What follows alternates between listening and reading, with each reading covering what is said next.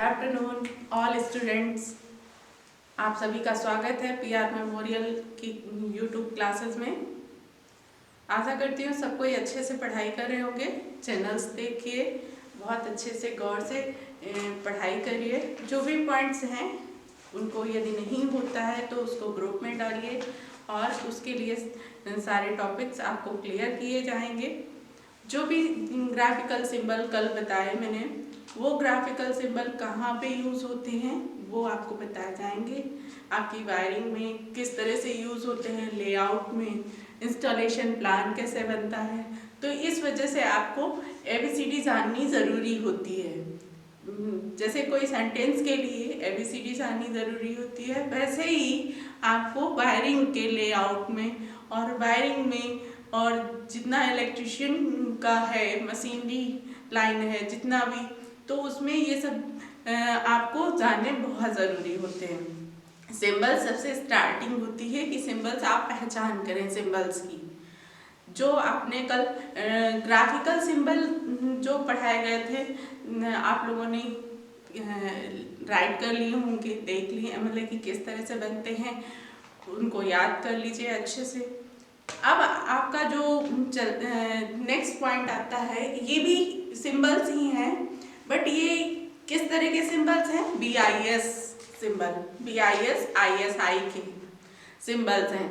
ये सिंबल्स क्या, मतलब कि किस तरह से होते हैं, ये सिंबल्स कहाँ पे यूज होते हैं? तो मतलब कि ISI के ये सिंबल्स होते हैं।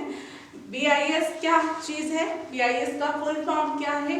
BIS का फुल फॉर्म जान लीजिए, ब्यूरो ऑफ इंडियन स्टैंडर्ड, मतलब कि इंडियन स्टैंडर्ड है जो एक होती है जिसके तहत ये सारे सिंबल्स आते हैं। इंडियन स्टैंडर्ड होती है, इंडियन स्टैंडर्ड इलेक्ट्रिशियन जो होती है इंस्टीट्यूशन, जो जिसके तहत ये सारे सिंबल्स आते हैं, जो हर जगह मशीनों में या कहीं भी किसी चीज़ में लेआउट में आपको ये सिंबल ज्ञात करना ज़रूरी है।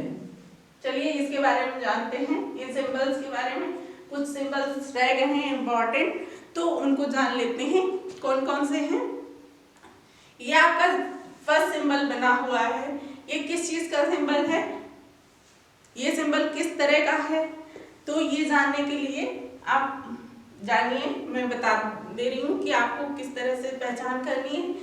ये सिंबल जो आपका बना हुआ है, ये आपका सिंबल है main fuse board with switches. किसका है? मेन राइट करते चलिए, नोट डाउन करते चलेंगे, वो आपके लिए हमेशा बेनिफिट में रहेगा। Main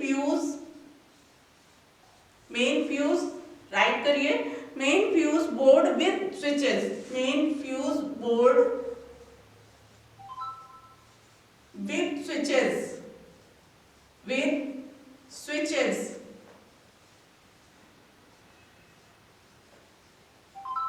switches. ये लाइटनिंग का है बोर्ड,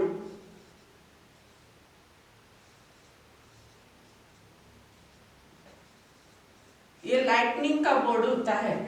मेन फ्यूज का जो बोर्ड होता है स्विचेस के साथ में इस तरह से सिंबल्स बनाया जाता है जिससे पहचान की जा सके कि ये जो सिंबल बना हुआ है main fuse board with switches का है। और सेकंड आपका आता है ये किस तरह का सिंबल बना हुआ है? ये सिंबल जो बना हुआ है ये वायरिंग ऑन सरफेस का बना हुआ है। किस चीज का बना हुआ है? Wiring on surface, wiring on surface. जो बच्चे कहते हैं हिंदी में चाहिए, इसको इंग्लिश की जगह हिंदी में करने के लिए बोलते हैं, तो उनसे मैं ये कहना चाहती हूँ कि जो प्रैक्टिकल में जो आपके सिंबल्स आते हैं, जो आपका पेपर आता है, वो इंग्लिश टू इंग्लिश आता है, तो फिर उसमें यदि मैं हिंदी आपको ये चीज़ें इंग्लिश में ही आपको नोट करनी होंगी और इंग्लिश में ही पढ़नी होंगी, क्योंकि ये जितने भी सिंबल्स आएंगे वो इंग्लिश टू इंग्लिश रहेंगे, और आपको इंग्लिश टू इंग्लिश मतलब कि आपको जानना ज़रूरी होगा, और ये चीज़ों का नाम भी लिखना आना चाहिए, क्योंकि आप इन जो ITI में पढ़ रहे हैं तो ये सिंबल्स आपको जहाँ भी मशीनों में होंगे या कहीं भी इंडस्ट्रियल एरिया में होंगे या आपके जो लेआउट में होंगे, वो सारे सिंबल्स इस तरह के होंगे और इंग्लिश में ही लिखा हुआ आएगा। तो आप लोगों को इंग्लिश से जानना जरूरी है कुछ चीज़ें। ऐसा नहीं है कि नहीं हर जगह हिंदी, कहीं हिंदी नहीं लिखी होगी आपकी मशीनों में, इसलिए पहले ये चीज़ें ज़रूरी हैं। इनको हम हिंदी में बताएंगे आपको, वो चीज़ सही नहीं है क्योंकि हिंदी में नहीं होता है। प्लीज़ रिक्वेस्ट करती हूँ कि बच्चों आप लोग जितना भी है ये नोट डाउन, और जो माइंड में आप लोग क्लियर करते पढ़ते हैं उन सब चीज़ों को सिर्फ ये इंग्लिश में ही पढ़िए, क्योंकि प्रैक्टिकल में जो पेपर आता है वो आपका इंग्लिश टू इंग्लिश ही रहेगा, इंग्लिश में पेपर आएगा।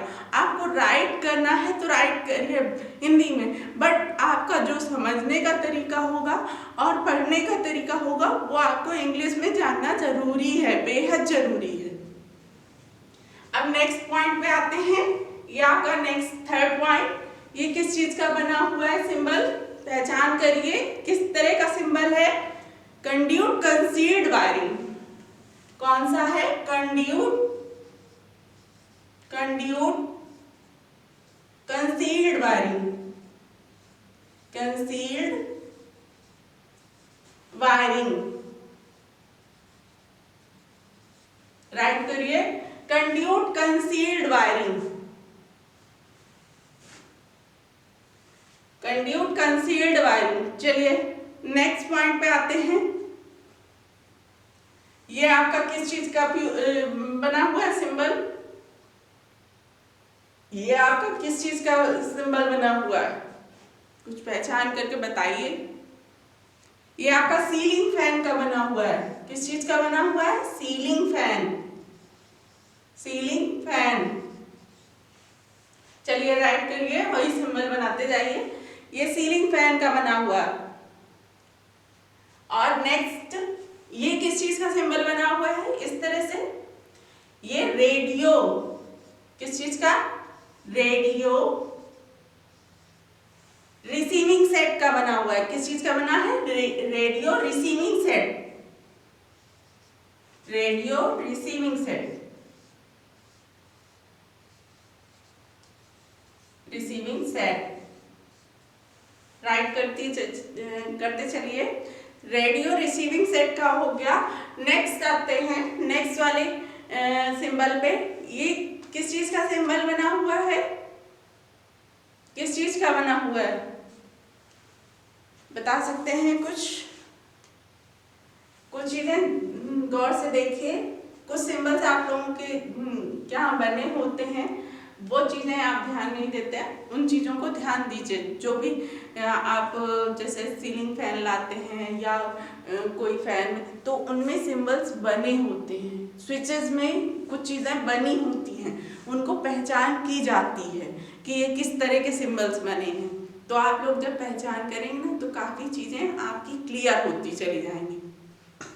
चलिए नेक्स्ट 6 पे। ये किस चीज का सिंबल बना है? ग्रुप ऑफ फ्लोरोसेंट ट्यूब का, group of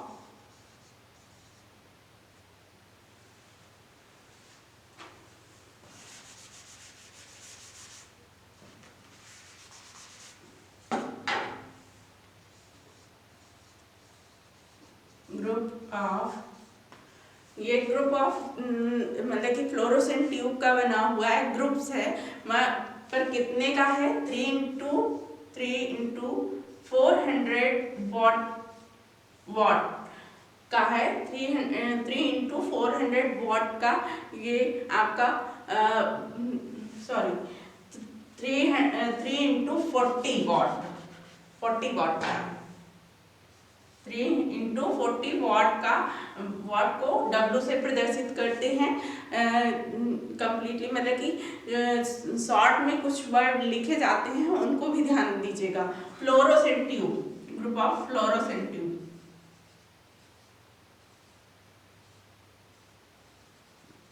fluorescent tube right करिएगा। आगे चलते हैं। ये किस चीज का बना हुआ है? 7 पॉइंट में।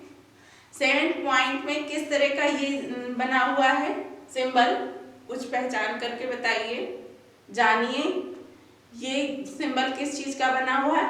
पुश बटन का है और बेल पुश भी कह सकते हैं और पुश बटन भी बोल सकते हैं।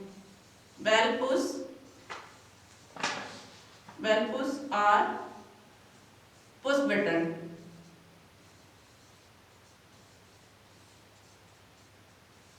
Push button. नेक्स्ट सिंबल पे आते हैं। 8 पॉइंट पे किस तरह का सिंबल बना हुआ है? एक्स की तरीके आपका ये इस तरह से दीवार की तरफ किस तरह से बना है? ये लाइट ब्रैकेट का सिंबल। किस चीज का है? Light bracket. लाइट ब्रैकेट का सिंबल बना हुआ है। लाइट ब्रैकेट का सिंबल है। नेक्स्ट सिंबल किस चीज का बना हुआ है? जरा देख करके बताइए, ये नेक्स्ट सिंबल किस चीज का बना हुआ है? नेक्स्ट सिंबल ये किस चीज का है? देखने में आपको लग रहा होगा ये चीज नहीं होगी, ये इस तरह से सिंबल होगा। ये किस चीज का सिंबल है? ये सिंबल आपका एक एनर्जी, मतलब कि एक इस तरह का सिंबल मीटरों के लिए बनाया जाता है। ये मीटर का है सिंबल, मीटर का सिंबल है, ये मीटर का सिंबल है। और ये नेक्स्ट 10 पॉइंट पे ये कौन सा सिंबल है? दिख रहा होगा आप लोगों को, जेड करके है। ये किस चीज का सिंबल है?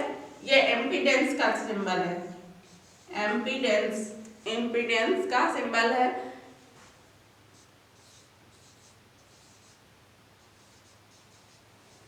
एम्पीडेंस का सिंबल है। ये किस तरह का बना होता है? ये इस तरह से एक ब्रैकेट के अंदर जेड लिखा हुआ होता है, इस तरह से आपका सिंबल बना होगा। इसको आप समझ सकते हैं कि ये किस चीज का है? एम्पीडेंस का सिंबल। एम्पीडेंस का सिंबल। ये किस चीज का सिंबल बना हुआ है? ये सिंबल ज्यादातर अधिकतर कई चीजों में बने हुए दिखाई देते हैं। मशीनरियों में ज्यादातर ये दिखता है और कुछ मीटर्स में दिखेंगे आपको सिंबल्स, डिजिटल टाइप के।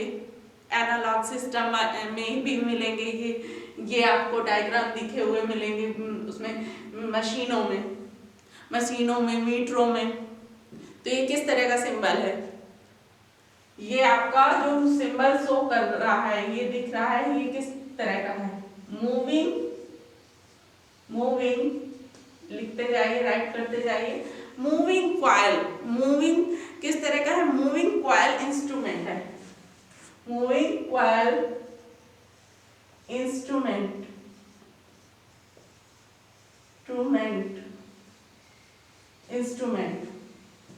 और ये देखिए ये कैसा सिंबल बना हुआ है? ये जैसे कि एक एनवेलप टाइप में बना हुआ है। एनवेलप टाइप में बना हुआ है सिंबल। इसके अंदर किस तरह का? तो ये एक आम भाषा में मैंने बोला कि मतलब कि एक एनवेलप टाइप में बना हुआ है चित्र जो शो हो रहा है। बट इसका जो डायग्राम बना हुआ है वो सिंबल जो क्या प्रदर्शित करता है, किस चीज को प्रदर्शित करता है, तो ये जानना जरूरी है। तो ये इलेक्ट्रीशियन की लैंग्वेज में सिंबल्स के उससे ही किस चीज का चित्र है, डायग्राम बना हुआ है। तो ये जानिए, ये स्टार डेल्टा स्टार्टर का बना हुआ है। किस चीज का बना हुआ है? Star delta starter. राइट करते चलिए। नेक्स्ट पे आते हैं। नेक्स्ट जो पॉइंट है आपका, ये भी इसी तरह का बना हुआ है, बट इसमें ये देखिए ये चेंजेस हो गए हैं। इसमें चेंज होने पर ये जस्ट चेंज हो गया। अब इसको क्या कहेंगे? इसको दूसरे नाम से प्रदर्शित करते हैं। और ये दूसरा नाम, ये दूसरी मशीन को शो करता है। इसको क्या कहेंगे? DOL starter. DOL starter.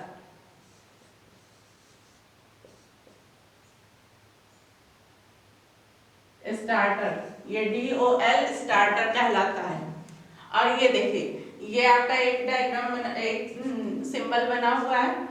ये देखिए इस तरह से बनाया गया। ये ई मीटर होता है, ई का मतलब इसमें ई मीटर होता है, सी का मतलब कलेक्टर होता है, कलेक्टर होता है, बी का मतलब बेस होता है। यहाँ पे क्या, ई का मतलब ई मीटर और सी का मतलब कलेक्टर, बी का मतलब बेस। तो एनपीएन जब पढ़ेंगे, एनपीएन ये सिंबल पढ़ लीजिए, फिर उसके बाद में जो इलेक्ट्रॉनिक डिवाइस में आएंगे और डिजिटल में आएंगे तो ये सारी चीजें आपको उसमें मिलेंगी, पढ़ने को मिलेंगी और ये सारी चीजें आप बना भी पाएंगे इलेक्ट्रॉनिक डिवाइसेस में।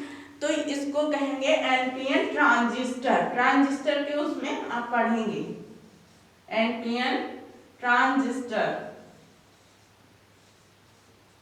NPN transistor. राइट करते चलिए, नोट डाउन करते चलिए। अब ये सिंबल दो रह गए थे लास्ट में कल बताने को। एक लास्ट का ये सिंबल ग्राफिकल है, ये जो लास्ट में है ग्राफिकल सिंबल है, इसको थोड़ा सा पहचान लीजिए। ग्राफिकल सिंबल दो रह गए थे, वो इम्पोर्टेंट कुछ थे तो उनको मैं बता रही थी, तो लास्ट में रह गए थे, इसको भी जान लीजिए। ये किस चीज का सिंबल है, लाइटनिंग अरेस्टर का है। किस चीज का है, लाइटनिंग अरेस्टर।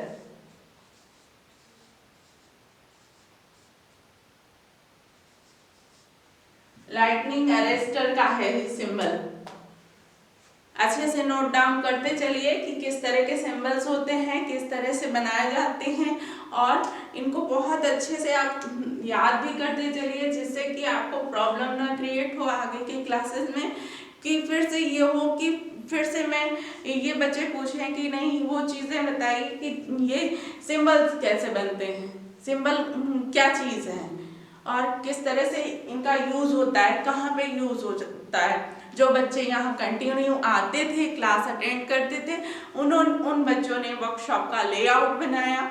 उसके अलावा मशीनों का भी कुछ एक दो बच्चों ने बनाया। उसके अलावा जितने भी डायग्राम बनते हैं प्रैक्टिकल के डे पे और जो भी कराए जाते हैं, उनको कंटिन्यू बच्चे बनाते भी हैं और कंप्लीट भी करते हैं। जिन बच्चों को नहीं समझ पाते हैं, जो नहीं जानते हैं, तो उसको स्टार्टिंग से पढ़िए, स्टार्टिंग से पढ़िए, जानिए, फिर उसके बाद में सारी चीज़ें क्लियर हो पाएंगी। यदि कुछ बच्चे पहले बीच में ऑनलाइन क्लासेस में पूछ भी रहे थे कि ये कौन से डायग्राम है, मतलब कि ये कौन से सिंबल हैं, ये कौन से सिंबल हैं, मतलब कि जो सिंबल बताए गए हैं, इसी वजह से मैंने बताया है आप लोगों को कि सिंबल का ज्ञान हो जाए तो वायरिंग बताएंगे, प्लान बताएंगे, इंस्टॉलेशन प्लान बताएंगे, तो उसमें बच्चों को दिक्कत ना हो। और टूल्स भी जानना बहुत ज़रूरी है। टूल्स के बारे में बच्चों को यहाँ पे हर ज़्यादातर टाइम पे टूल्स बताए गए हैं, उनसे पूछते भी हैं कि टूल्स के नेम याद कर लीजिए, टूल्स याद कर लीजिए। माइक्रोमीटर, वर्नियर, कैलिपर, इन सब चीज़ों का यहाँ प्रैक्टिकल भी हुआ है। तो मैं बच्चों से आशा करती हूँ उन चीज़ों को हमेशा याद रखिए, उनके बारे में पढ़िए, तब जा करके याद रहेगा। नहीं फिर उसको फिर ऑनलाइन क्लास होने के बाद में फिर प्रैक्टिकल में फिर प्रॉब्लम होगी। उन चीज़ों को आप अपने घरों में उन चीज़ों को देखिए, जानिए, पढ़िए। ये ना हो लापरवाही करेंगे तो फिर आपका फ्यूचर दिक्कत करेगा, इसलिए नोट डाउन करते